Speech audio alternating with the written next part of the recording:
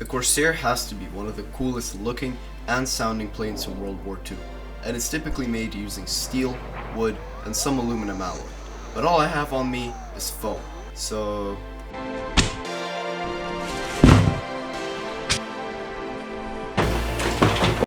Here is the Flitetest Corsair, designed by Flitetest and flight tested by with a few minor modifications, such as a removable wing, complete internal redesign, retractable landing gear, a fully functioning tail wheel, and a fiberglass body. And one more I forgot to mention, the ESC now has a heatsink. Now I'm going to talk more about the modifications in detail, and I know my table's a mess, so please leave a comment telling me all about it. Let's start with probably the most interesting part, which is the removable wing design. I actually got it from this guy right here because I'm not smart enough to do it myself. And how it works is there's an extra like wooden piece here on the wing, and basically that clips into this thing, underneath this chunk of wood here in the back. Now that holds it together in the back like this. Here's where the clever part of the design comes in. So you put it in like that. Here's the hatch. Now the hatch has two things about it. These wooden things up front and these magnets in the back. So the wooden tabs actually hold in the wing at the front, and then the magnets just clip on there. So the magnets aren't actually doing any of the heavy lifting. They're just closing this part. Now for the retractable landing gear, it's really simple. Just cut open this part of the wing. What I did is I stuck in a little piece of glue and just screwed the retractable landing gear over here to the piece of glue.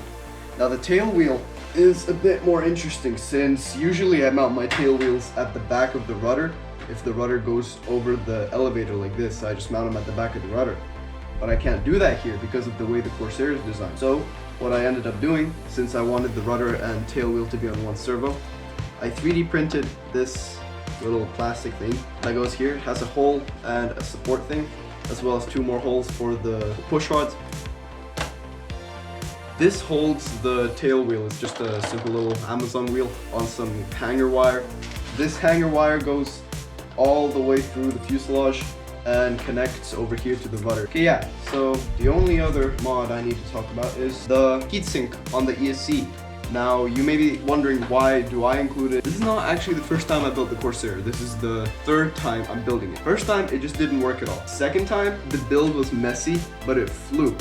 And the only reason it's no longer flying and it's in a landfill somewhere, it's because I put 8-inch prop on a 2200 kV motor and ran it on a 4-cell. And the ESC exploded in the plane, which made everything catch fire, and then, yeah, it fell to the ground.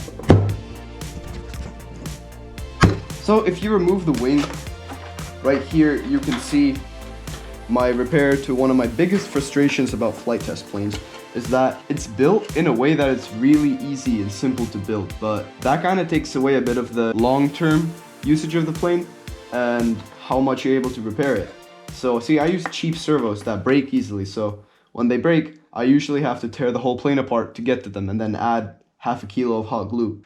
So here, instead of the servos being mounted on the side, which creates a weak point here, and the wings being glued in so that there's no access to the servos, I just glued in one big panel over here inside the fuselage and just stuck everything to it. This did two things. For one, make everything easier to install and make everything look cleaner. That's actually two.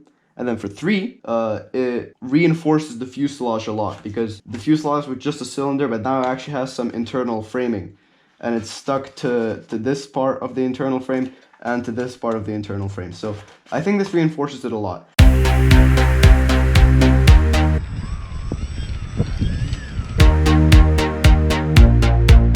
So I am now here flying the Corsair all by myself, since I discovered what head mount is, and I've arrived a little bit later than I hoped I would. Sunset is beautiful, and we have actually a perfect headwind today, which is a real treat, since mostly I fly in complete crosswinds. For Dubai, the air is actually freezing. I'm giving it about 20 degrees, so this is an absolute freaking blessing to fly in. So yeah, I'm just gonna put a pack through this guy, show you guys how it goes.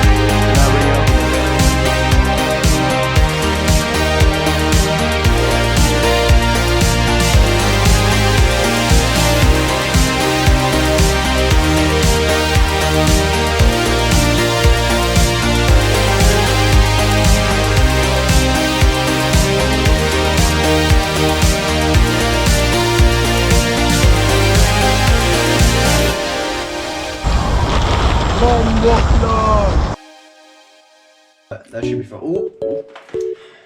This almost fell.